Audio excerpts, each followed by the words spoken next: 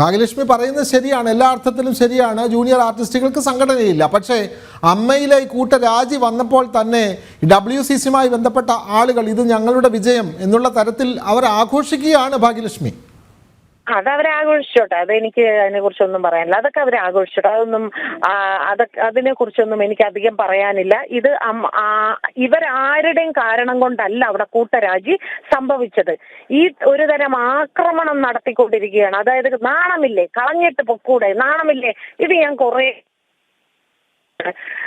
അവർ ഈ പറയുന്ന എന്തൊക്കെ അതിനകത്ത് കുഴപ്പമുണ്ട് ഇല്ലെന്നല്ല പറയുന്നത്, ില്ല അമ്മ എന്ന സംഘടനയെ ഞാൻ ഒട്ടും ന്യായീകരിക്കുന്നില്ല. പക്ഷേ എന്റെ കൺസേൺ മുഴുവനും അതിനകത്ത് കിട്ടുന്ന ആ തുച്ഛമായ പൈസ കൊണ്ട് മരുന്നോ ഭക്ഷണമോ വാങ്ങി ജീവിക്കുന്ന, അല്ലെങ്കിൽ അവർ കൊടുക്കുന്ന 8 ലക്ഷം രൂപയുടെ ഇൻഷുറൻസിന് വേണ്ടി കാത്തിരിക്കുന്ന ഒരുപാട് ആളുകളുണ്ട്.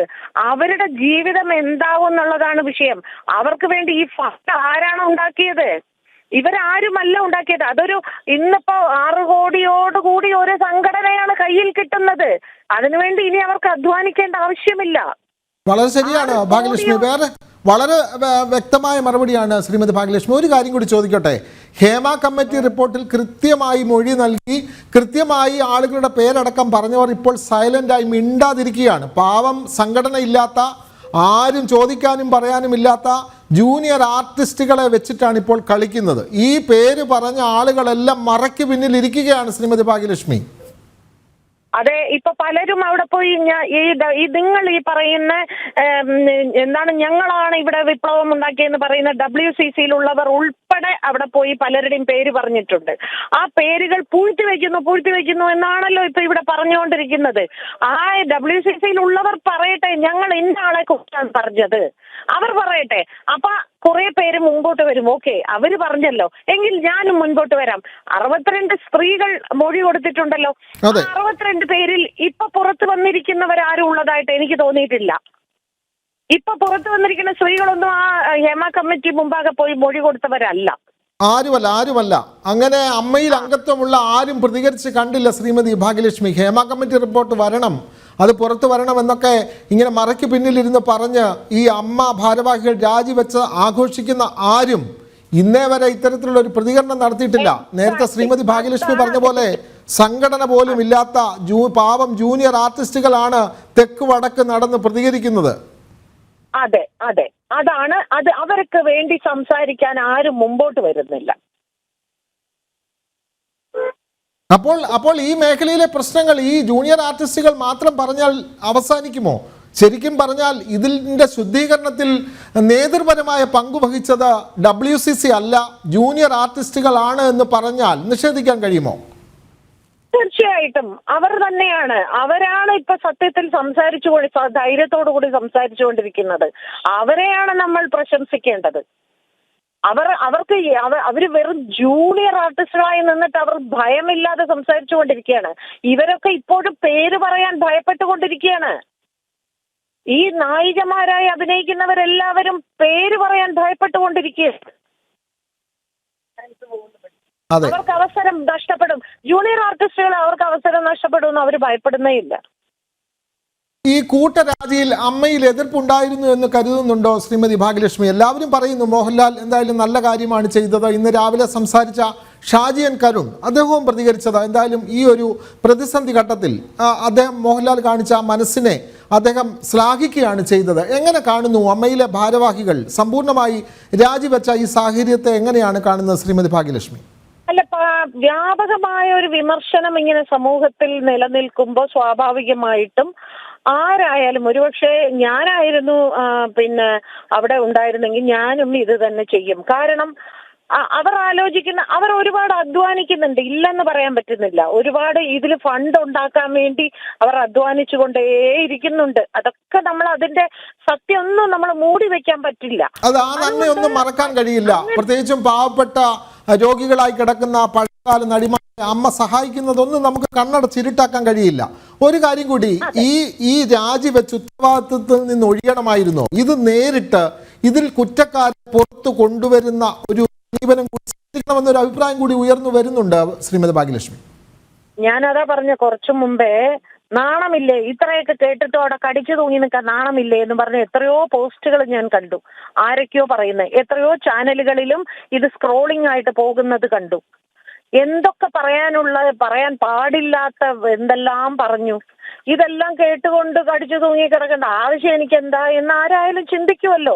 പിന്നെ മാത്രമല്ല, ഒരു പക്ഷേ സംഘടനയ്ക്കുള്ളിൽ തന്നെ പലരും പറഞ്ഞിരിക്കാം, ഇതെന്താ നമ്മളിങ്ങനെ ഒന്നും മിണ്ടാതിരിക്കുന്നത്, എന്തെങ്കിലും പറയണ്ടേ, അങ്ങനെ ഇങ്ങനെയെന്ന് പറഞ്ഞപ്പോ പുള്ളിക്ക് എനിക്ക് തോന്നുന്നു അവർക്ക് എല്ലാവർക്കും ശരി, ഇതില് ഒരു ശുദ്ധി ഈ പറയുന്ന മാതിരി ഞങ്ങളെല്ലാം നേതൃസ്ഥാനത്ത് ഇരിക്കുന്നതാണോ നിങ്ങളുടെ പ്രശ്നം, എന്നാ പിന്നെ ഞങ്ങൾ ഇത് മാറിത്തരാം. അവിടെ എന്തായാലും അവര് കടം കയറി പിന്നെ മുങ്ങുന്ന പരുവത്തിലല്ലല്ലോ ഇട്ടിട്ട് പോയത്. അവിടെ നല്ല ഫണ്ട് ഈ കഴിഞ്ഞ ആഴ്ച ഒരു ഷോ നടത്തി നല്ല ഫണ്ട് ഉണ്ടാക്കി വെച്ചിട്ടാണ് അവർ ഇറങ്ങിപ്പോയിരിക്കുന്നത്. അല്ലാതെ മുങ്ങുന്ന കപ്പലിൽ നിന്ന് ഇറങ്ങിപ്പോയവരല്ല അവര്. അല്ല ആടി ഉലയുന്ന കപ്പലല്ല. ഇവിടെ മനസ്സിലാക്കേണ്ടത് ശ്രീമതി, ഇന്ന് ആ സംഘടനയുടെ നേതൃസ്ഥാനത്ത് ആര് വന്നാലും അത് സുഭിക്ഷതയോടുകൂടിയുള്ള ഒരു സംഘടനയാണ്. അവിടെ ഒന്നിനും ഒരു ബുദ്ധിമുട്ടുമില്ല. ഇപ്പോൾ പറയുന്നത് നടിമാർ, പ്രത്യേകിച്ച് സ്ത്രീകൾ നേതൃനിരയിൽ വന്നാൽ ഈ പ്രശ്നങ്ങൾക്കൊക്കെ ഒരു പരിധിവരെ പരിഹാരം കാണുമെന്നൊരു അഭിപ്രായം ഉയർന്നു വരുന്നുണ്ട് ശ്രീമതി ഭാഗ്യലക്ഷ്മി. ഇത് ജനാധിപത്യ രാജ്യമാണ്. ഇവിടെ പുരുഷന്മാരെ മാറ്റി നിർത്തിയും ഒന്നും ചെയ്യാൻ പറ്റില്ല, സ്ത്രീകളെ മാറ്റി നിർത്തിയും ഒന്നും ചെയ്യാൻ പറ്റില്ല. ഇനി അമ്മ എന്ന് പറയുന്ന സംഘടനയ്ക്കുള്ളിൽ അടുത്തൊരു ഭാരവാഹികൾ വരുമ്പോ സ്ത്രീകളും പുരുഷന്മാരും അടങ്ങുന്ന ഈക്വൽ ഒരു കമ്മിറ്റിയെ കൊണ്ടുവരാൻ ശ്രമിക്കുക എന്നത് മാത്രമല്ല, സിനിമ എന്ന് പറയുന്നത് ഒരു സൗഹൃദമായ ഒരു കൂട്ടായ പ്രവർത്തനമാണ്. ഇവിടെ ആർക്കും ആരെയും ശത്രുവായി കാണാനും ഒന്നും നമുക്ക് സാധിക്കില്ല. അതുകൊണ്ട് തന്നെ ഇപ്പൊ രാഷ്ട്രീയത്തിൽ നോക്കൂ, 70-80 വയസ്സായവരൊക്കെ രാഷ്ട്രീയത്തിൽ ഇപ്പോഴും കിടന്ന് മത്സരിച്ചും വിജയിച്ചും ഭരിച്ചും കൊണ്ടിരിക്കുന്നു. ചെറുപ്പക്കാർ വരട്ടെ എന്നൊരു വരുന്നുണ്ടോ? പക്ഷേ ചെറുപ്പക്കാർ വരുമ്പോ പ്രായമായവരും കൂടെ ചേർത്ത് വെക്കുമ്പോഴാണ് അവിടെ ഒരു അനുഭവ സമ്പത്തിന്റെ അടിസ്ഥാനത്തിൽ സംഘടന നടത്തിക്കൊണ്ടു പോകാൻ സാധിക്കുന്നത്. അതുകൊണ്ട് തന്നെ ഇത്രയും കാലം ഇതെല്ലാം ചെയ്തു കൂട്ടിയവരെ ഒരു സുപ്രഭാതത്തിൽ മതി നിങ്ങൾ ഇത്രയും കാലമൊക്കെ ഉണ്ടാക്കിയതൊക്കെ മതി, നിങ്ങൾ അങ്ങ് മാറി നിൽക്കുക എന്ന് പറഞ്ഞ് അവരെ മാറ്റി നിർത്തുന്നതിനോട് എനിക്ക് യോജിപ്പില്ല. അവരെയും കൂടെ ചേർത്ത് നിർത്തിക്കൊണ്ട് യുവതലമുറയ്ക്ക് നമ്മൾ പറയില്ലേ, അടുത്തൊരു തലമുറയ്ക്ക് നിങ്ങൾ ഇന്ന കാര്യങ്ങളാണ് ചെയ്യേണ്ടത്, ഞങ്ങൾ നിങ്ങളെ വഴി നടത്താം എന്ന രീതിയിൽ സ്ത്രീകളും പുരുഷന്മാരും ഒന്നിച്ചു പോട്ടെ, പഴയ തലമുറയെ ഒന്നിച്ചു പോട്ടെ. നല്ല നിർദ്ദേശമാണ്, പഴയ തലമുറയെ ചേർത്ത് നിർത്തി പോകണം. പക്ഷെ ഒരു പ്രശ്നമുണ്ട്, ഇവിടെ ഇത്തരം പ്രശ്നങ്ങൾ വന്നപ്പോൾ, ഇത്തരം ആരോപണങ്ങൾ വന്നപ്പോൾ തലമുതിർന്ന അംഗങ്ങൾ, അത് പുരുഷന്മാർ, നടന്മാരുണ്ട്, നടിമാരുണ്ട്, പ്രായമായ നടന്മാരും നടിമാരും ഒക്കെ ഉണ്ട്, ഒന്നും പറഞ്ഞു കണ്ടില്ല ശ്രീമതി ഭാഗ്യലക്ഷ്മി. ഇത് ശരിയല്ല, കാണിക്കുന്നത് ശരിയല്ല എന്ന് പറയാൻ തൻ്റെ ഇടമുള്ള ഒരു പ്രായമായ നടനെയോ നടിയോ നമ്മൾ കണ്ടില്ല. ഒരു വീട്ടിൽ എന്തെങ്കിലും കുട്ടികൾ കുരുത്തക്കേട് കാണിച്ചാൽ അവിടുത്തെ കാരണവന്മാർ, അവിടുത്തെ മുത്തശ്ശിമാരാണ് വടിയെടുക്കുന്നത്. ഇവിടെ ചലച്ചിത്ര മേഖലയിൽ എല്ലാം വായടച്ചിരിക്കുകയായിരുന്നു ശ്രീമതി ഭാഗ്യലക്ഷ്മി. നിങ്ങൾക്കൊരു കാര്യം അറിയാമോ, ഒരിക്കലും അമ്മ അസോസിയേഷനിലുള്ള ആരും ഇവിടെ ഒരു വിഷയത്തിനും ഒന്നിനും മറുപടി പറഞ്ഞിട്ടില്ല. ഇപ്പോഴെന്നല്ല, ഒരു കാര്യത്തിനും. ഇപ്പൊ നമ്മൾ ഏറ്റവും ഉന്നത അല്ലെങ്കിൽ നമ്മുടെ മലയാള സിനിമയുടെ ഏറ്റവും വലിയ നായകന്മാർ എന്ന് പറയുന്നവരൊന്നും തന്നെ മലയാള സിനിമയിൽ പല പല പല പ്രശ്നങ്ങൾ ഉണ്ടായപ്പോഴും അവരാരും തന്നെ സംസാരിച്ചിട്ടില്ല. അവരങ്ങനെയാണ് ഇത്രയും കാലം ജീവിച്ചു പോകുന്നത്. അതുകൊണ്ട് തന്നെയാണ് അവർ ഇന്നും ആ മൗനം പാലിക്കുന്നത്. എപ്പോഴും അഭിപ്രായങ്ങൾ പറയുന്നത് താഴെ തട്ടിലുള്ളവരാണ്. ഉന്നത സ്ഥാനത്തിരിക്കുന്നവരാരും തന്നെ അങ്ങനെ ഒരു വിഷയത്തിൽ അഭിപ്രായം പറയില്ല. അവരെല്ലാം വളരെ കംഫർട്ട് സോണിൽ ജീവിക്കുന്നവരാണ്.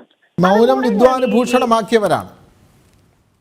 അതെ, മൗനം വിദ്വാന് ഭൂഷണമാക്കിയവരും. നമുക്കെന്ത് പ്രശ്നം, നമുക്കിപ്പോ പ്രശ്നമൊന്നുമില്ലല്ലോ, അതുകൊണ്ട് നമ്മൾ ഇതിൽ അഭിപ്രായം ഒന്നും പറയണ്ട എന്ന് കരുതി ജീവിച്ചവരാണ് അവരെല്ലാവരും തന്നെ.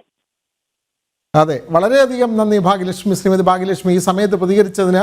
മുതിർന്ന പല അംഗങ്ങളും മിണ്ടാതെ സ്വന്തം സേഫ് സോണിൽ കഴിയുന്ന സാഹചര്യം, അമ്മയിലുണ്ടായിരിക്കുന്ന ഇപ്പോഴത്തെ ഈ ഒരു കൂട്ടരാജി, ഇതേപ്പറ്റിയൊക്കെ കൃത്യമായ മറുപടിയാണ് ശ്രീമതി ഭാഗ്യലക്ഷ്മി നൽകിയത്.